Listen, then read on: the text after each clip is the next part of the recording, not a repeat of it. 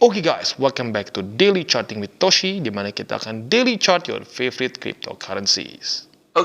Today's video is brought to you by BitGet, di mana kita bisa trade berbagai macam cryptocurrency secara spot maupun futures, dan juga nggak kalah banyak program kita bisa lakukan di sini, ya. Ada strategic trading, kita juga bisa copy trading, dan juga bisa earn rewards dari aset-aset crypto yang kita punya. Selain itu juga, kita bisa mendapatkan 4.163 USD in rewards untuk mengkomplit task, ya. Ada $3 coupon untuk KYC rewards, ada $50 coupon untuk futures trading rewards, dan yang paling besar ada first deposit bonus, di mana kita bisa mendapatkan 4.000 USD trial fund yang kita bisa tradingkan di USDT margin futures account, ya. Jadi tunggu apa lagi? Ayo kita trading di BitGet. Dalam 24 jam terakhir, cryptocurrency market terkoreksi lagi sebesar 0,62%. Dengan total market cap mencapai di 1,06 triliun US dollars. Dan kita bisa lihat untuk Bitcoin dia terkoreksi sebesar 0,27% dalam 24 jam terakhir di angka 22.800-an. Lalu untuk Ethereum dia malah meningkat. Ya, dia meningkat sebesar 1,82% dengan harga di 1.600-an. Lalu untuk BNB dia juga kembali meningkat sebesar 2,22%. Dan XRP dia terkoreksi sebesar 1,2%. Cardano terkoreksi sebesar 0,16%. Dan Solana terkoreksi sebesar 3,42%. Ya. Jadi overall campur, tapi lebih cenderungnya banyaknya terkoreksi. Dan untuk Bitcoin, kita bisa lihat bahwa lagi-lagi ya sayangnya Bitcoin kembali di-reject oleh daerah 23.400-an. Di mana posisi tertinggi kemarin itu di 23.470. Berarti dengan sangat jelas seperti kemarin lagi ke-reject di tempat yang sama. Selain dari itu kita bisa lihat momentum ya dari para sellers mulai meningkat. Volume cenderung meningkat dari tanggal 31 Juli sampai kemarin 2 Agustus. Nah, jadi tentunya itu salah satu hal yang harus kita pertimbangkan. Walaupun harus ada catatannya bahwa dibilang kuat banget secara price action enggak juga. Karena kita bisa di sini week-nya cukup panjang selama 2 hari ke belakang. Tetapi kalau kita lihat dari sini, kemungkinan besar antara hari ini atau besok akan retest MA20. Ya, jadi tentunya PR untuk short term-nya dari Bitcoin adalah bertahan di atas dari MA20. Ya. Dan selain dari itu kita tahu bahwa di bulan Agustus ini sebenarnya secara fundamental nggak terlalu bikin pusing ya karena kita tahu di Agustus ini tidak ada rencana untuk peningkatan interest rate. Nah, tentunya itu bagus karena ya mengurangi selling pressure tentunya ya. Nah, tetapi di waktu bersamaan kita tahu ada agresi China ya di Taiwan. Jadi tepatnya kemarin lusa seorang politician ya Nancy Pelosi ya tentunya adalah dia adalah politician di Amerika Serikat ya. Dia tiba di Taiwan dan tentunya ini dianggap menjadi satu agresi oleh China dan akhirnya China memasuki Selat Taiwan dengan 21 jet tempur. Nah, kenapa alasannya seperti ini? Ya, kenapa terjadi agresi seperti ini? Ya, kalau menurut gua Amerika Serikat mau ancang-ancang just in case China akan melakukan seperti yang Rusia lakukan terhadap Ukraina. Ya, kita tahu bahwa China memang dalam beberapa tahun terakhir, lebih tepatnya setelah Presiden China ganti di 2012 ingat gue ya, Xi Jinping ya, dia itu jauh lebih ekstrim daripada predecessor-nya ya, lebih paranoid, lebih komunis. Kita tahu yang sebelumnya predecessor-nya memang komunis dari dulu, tetapi lebih terbuka secara pandangan, lebih mau membuka China in general. Sekarang kalau lu coba cari mengenai China zaman di bawah Xi Jinping, lu bisa cek bahwa itu penuh dengan paranoid, penuh dengan kontrol yang luar biasa ketat dan cukup menyeramkan. Ya lu boleh research sendiri lah ya. Nah, tentunya Amerika Serikat masuk ke daerah Taiwan ya walaupun bukan dengan militer ya tapi dengan politician mereka, ini dianggap menjadi satu ancaman. Nah, alasan kedua adalah menurut gue ya, Amerika Serikat ini ingin mensecure chips. Kita tahu bahwa Taiwan ini ya adalah produsen chip terbesar di dunia. Ya, gue lupa nama tepatnya perusahaannya apa, tapi dia adalah pensuplai chip terbesar di dunia dengan partner yang luar biasa besar dari produsen-produsen chip untuk laptops, untuk komputer, bahkan untuk sampai teknologi seperti mobil dan lain-lain. Nah, tentunya apabila tiba-tiba ada agresi China terhadap Taiwan, andaikan mereka tiba-tiba diinvasi, ya. Ini tentunya akan merusak semua markets yang berhubungan dengan chips, ya. Dan tentunya Amerika Serikat banyak sekali berhubungan dengan itu. Jadi menurut gua selain dari kesannya menginjak agresi militer Cina sebelum mereka mulai, yang kedua mungkin secondary-nya adalah menjaga supply chip mereka, ya. Karena lagi-lagi kita tahu Amerika Serikat negara yang sangat memerlukan sekali chip, ya. Ada berapa banyak perusahaan-perusahaan teknologi, perusahaan-perusahaan mobil yang butuh chips yang berasal dari Amerika Serikat, ya. Jadi itu dua hal yang menurut gua kenapa terjadi suatu tension yang meningkat di daerah Taiwan sana, ya. Selain dari itu, berita yang cukup menyebalkan juga lagi adalah Michael Saylor yang sekarang step down as CEO. Jadi setelah basically dari tahun 80-an ya dia menjadi CEO di MicroStrategy sampai sekarang dia tiba-tiba memutuskan untuk step down as CEO. Setelah kita tahu bahwa MicroStrategy report 900 juta US dollars in crypto losses, ya. Nah, jadi tentunya ini bikin deg-degannya kenapa? Andai kan ganti CEO, apakah tiba-tiba BTC-nya akan dijual atau tidak? Nah, belum ada berita, ya. Harusnya sih harusnya enggak, ya. Tapi lagi-lagi ini menjadi satu kecemasan dalam markets dan ketidakpastian. Tentunya ketidakpastian bisa cenderung membuat volatilitas. Ya, jadi semoga saja ada secepat mungkin berita yang lebih update mengenai CEO barunya dan stance dia terhadap holding Bitcoin dari MicroStrategy. Karena lagi-lagi nggak sedikit ya, holding yang dipegang oleh MicroStrategy itu sebesar berapa nih? 120, kalau dibulatin ya, 130.000 BTC. Ya, 130.000 BTC, jadi nggak kecil. Itu kurang lebih senilai nyaris 2 miliar US dollars dalam harga sekarang. Ya, jadi lagi-lagi kalau sampai tiba-tiba kebijakannya ya tiba-tiba ekstrim ya, dia menjual BTC dan lain-lain, ini tentunya akan membuat market tambah panik, ya. Jadi itu dia berita atau dua berita yang cukup bikin deg-degan pada hari ini. Nah, kita balik lagi ke chart. Kalau kita lihat untuk indeks dolar ya, atau lebih baik masuk dulu ke BTC, ke indeks BTC ya. Untuk EMA 200-nya kemarin itu sempat beberapa kali menahan dan bahkan sekarang kita bisa lihat kurang lebih yang menahan harga Bitcoin adalah EMA 200 weekly. Nah, jadi seperti yang gue bilang kemarin, kemungkinan besar akan tes dulu. Dan akhirnya benar, tes EMA 200. Rata-rata memang seperti itu. Kalau dia tembus satu resisten yang besar, biasanya dia akan retest dulu. Kalau dia berhasil retest, nah itu berita bagusnya. Ya, dan kadang-kadang udah berhasil retest pun, itu masih bisa jebol lagi ke bawah. Tapi intinya, kalau retestnya berhasil dan sedikit mantul ke atas, itu overall quite good. Nah, jadi lagi-lagi, seperti yang gue bilang, belum ada lah kemungkinan besar dia main pump sampai di atas 30.000 dalam waktu seminggu 2 minggu. No, ya. Menurut gua kemungkinan besar akan terjadi lagi sideways yang cukup lama di daerah sini. Ya, tapi nggak apa-apa karena memang kita lihat secara statistik seperti itu. Di siklus-siklus sebelumnya nggak ada yang instan di EMA 200. Butuh waktu yang cukup lama. Maka dari itu penekanan gua adalah uang dingin. Ya, selain dari itu kita bisa lihat juga untuk indeks dolar dia kembali menguat sayangnya ya. Kemarin dia sempat tembus daerah 105,5, tetapi kita bisa lihat pada kemarin dia terpantul di MA50 sesuai dengan concern gua di kemarin lusa ya, sama seperti di sini. Nah, jadi lagi-lagi selama dia masih menguat seperti ini, ya maksudnya ini sama dia masih belum bear market ya, belum bear market seperti gini ya akan sulit untuk Bitcoin dan risk on aset lain untuk parabolic move. Ya, jadi kita butuh movement di mana dia terus membuat lower low dan lower high. Dan tentunya ini juga pengaruh terhadap Nasdaq, S&P, Dow Jones dan lain-lain di mana mereka juga mulai terkoreksi semua ya. Jadi kurang lebih seperti itu overview kita pada market di hari ini ya. Dan untuk buy limitnya kita akan bahas di belakang. Dan buat kalian tertarik untuk akumulasi Bitcoin, altcoins, dan lain-lain, jangan lupa bisa menggunakan link refraktor di bawah. Dan jangan lupa juga bahwa semua DCWT ini bukanlah financial advice dan bukanlah bagi-bagi sinyal.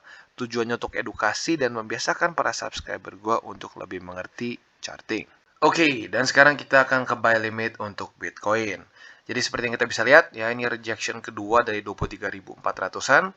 Dan kemungkinan besar antara hari ini atau besok akan retest MA20. Maka dari itu, buy limit pertama kita untuk Bitcoin adalah di MA20 yang sekarang di 22.597. Atau biar lebih gampang di 22.600. Ya, itu buy limit pertama kita. Nah, untuk kedua, kita bisa pertimbangkan di daerah 21.500, di mana ini adalah satu struktur resisten yang terbentuk di awalnya itu tanggal 24 sampai tanggal 27 Juni. Ya, lalu kembali jadi resisten lagi di sini dan akhirnya tembus pada tanggal 18 Juli. Nah, kemarin di sini sempat tipis tertembus tetapi berhasil lagi di reclaim. Nah, jadi ini adalah buy limit kedua kita di 21.500. Nah, untuk buy limit kita selanjutnya kita harus geser ke indeks Bitcoin yaitu di 19.300. Harusnya kalau udah denger DCWT gue dari hari ke hari udah hafal. Ini adalah struktur yang super penting bagi Bitcoin ya. Weekly close all time high di 2017. Jadi kurang lebih seperti itu untuk Bitcoin. Lagi-lagi ya, kalau untuk secara fundamentalnya semoga saja yang urusan MicroStrategy nggak bikin pusing ya.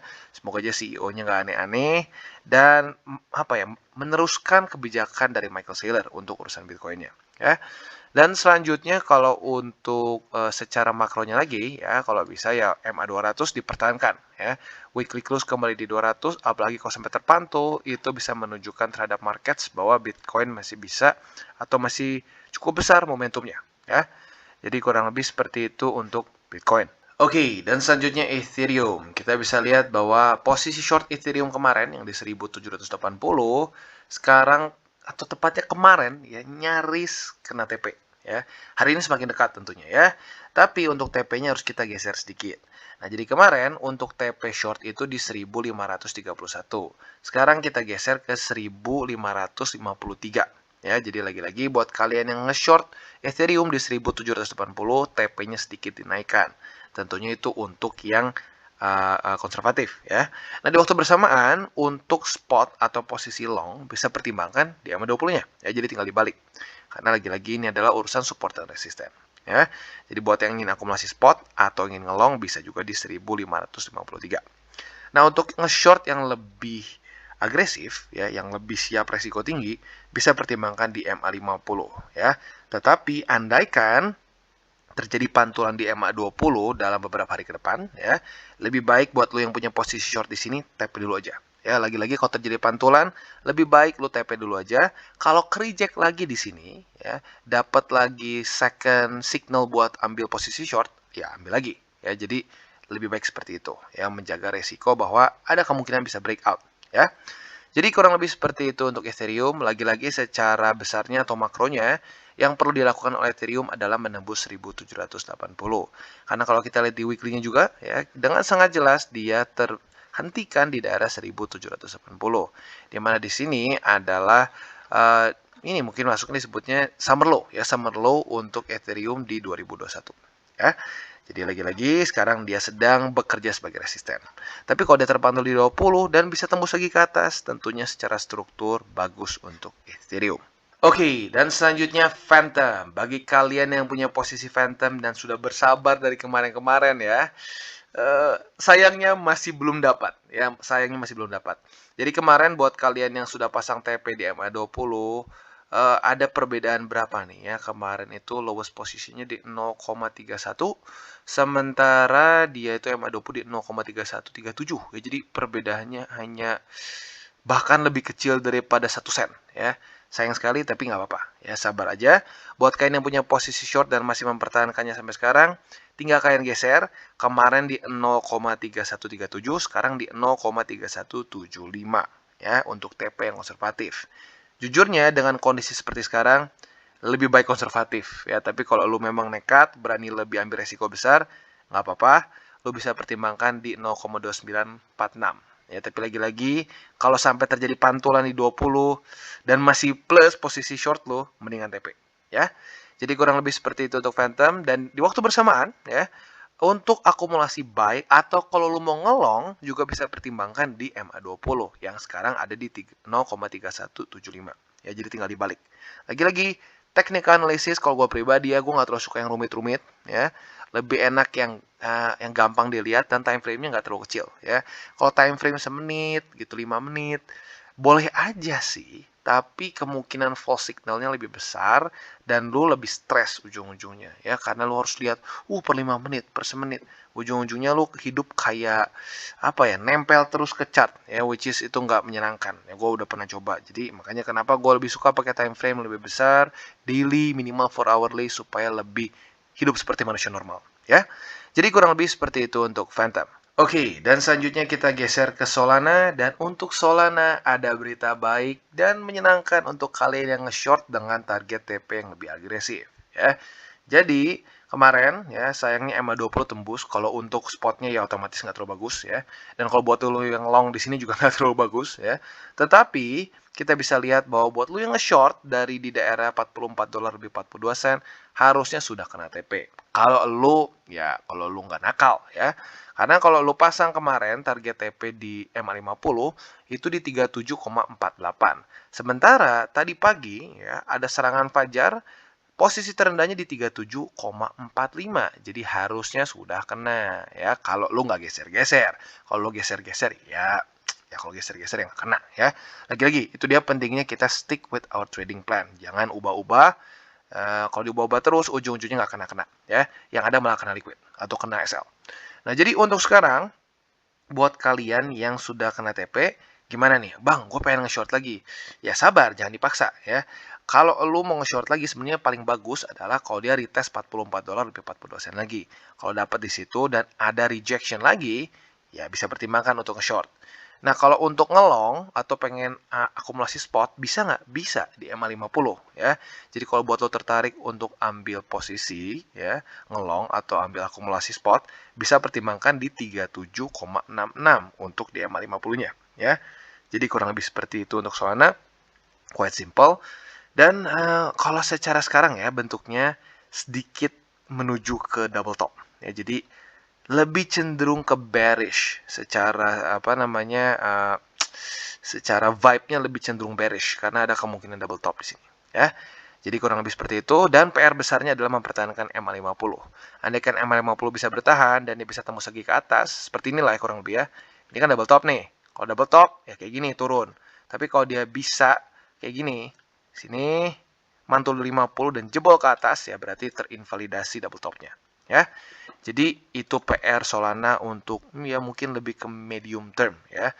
Oke, dan selanjutnya untuk Matic ya, dan Matic juga sama, TP shortnya udah kena ya. Jadi buat lu yang konservatif harusnya sudah dapat, karena kemarin kita bisa lihat dia sudah kena di MA20 ya. Buat kalian yang mungkin agresif pengen di 68 sen ya bersabarlah, masih ada waktu yang cukup lama untuk sampai bawah situ ya. Tapi buat yang konservatif sudah dapat. Nah, sekarang buat kalian yang akumulasi juga kemarin sudah bagus ya. Kalau kalian akumulasi spot atau ngelong di MA20 sudah dapat posisi juga ya. Nah, sekarang dalam kondisi sedikit profit, nggak gede-gede amat tapi lumayan lah profit ya. Nah, jadi untuk sekarang pertanyaan besarnya adalah apakah Matic bisa menemukan momentum yang cukup dan lanjut lagi retest daerah $1 lebih 1 sen atau kalau dibulatkan $1 lebih 2 sen ya. Karena kalau kita lihat dari beberapa hari ke belakang dia masih cenderung nggak berani close di atas dari $1. Jadi bisa dibilang sekarang resisten psikologis dari Matic adalah $1. Andaikan dia mulai berhasil close di atas dari $1, itu bisa menjadi pertanda yang baik untuk Matic ya. Jadi kurang lebih seperti itu untuk Matic. Overall not that bad, tetapi ada peluang kemungkinan bisa menjadi double top yang sedikit cacat bentuknya ya. Ini rada aneh tapi masih bisa masuk double top. Nah, ini akan jadi double top andaikan dia jebol MA20 ya. Kalau dia berhasil mantul di 20 masih aman ya, secara struktur walaupun sedikit membuat lower high tapi masih aman. Tapi kalau dia tembus 20 kemungkinan besar double topnya akan benar-benar terjadi ya.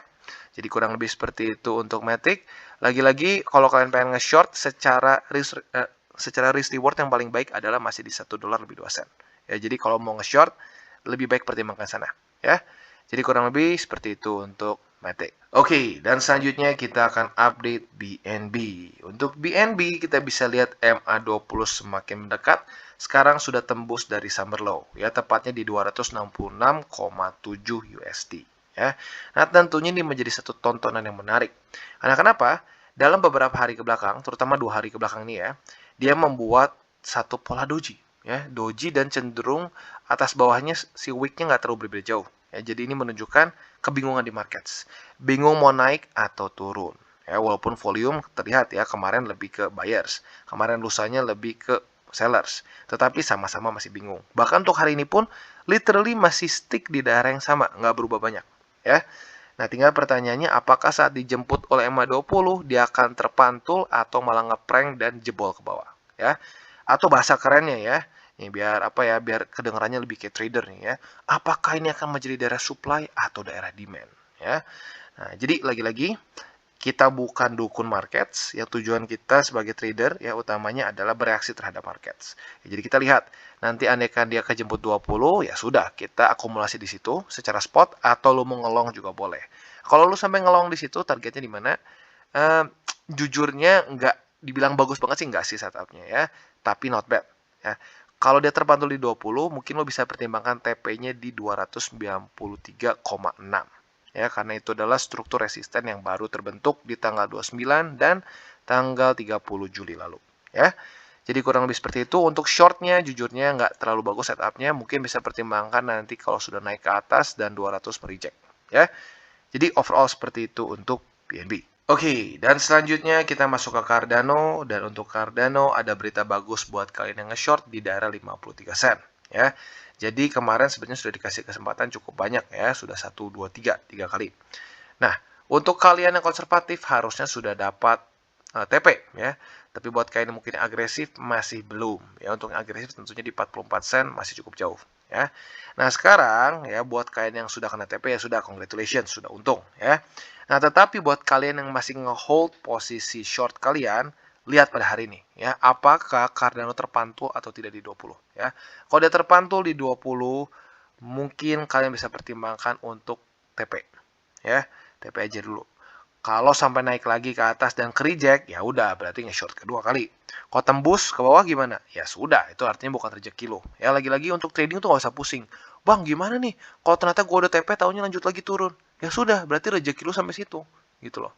Gak usah dibawa ribet. Ya, jadi kurang lebih seperti itu. Ya, sekali lagi gue ulangi untuk buat kalian yang masih menghold posisi short dari 53 sen, lihat pada hari ini.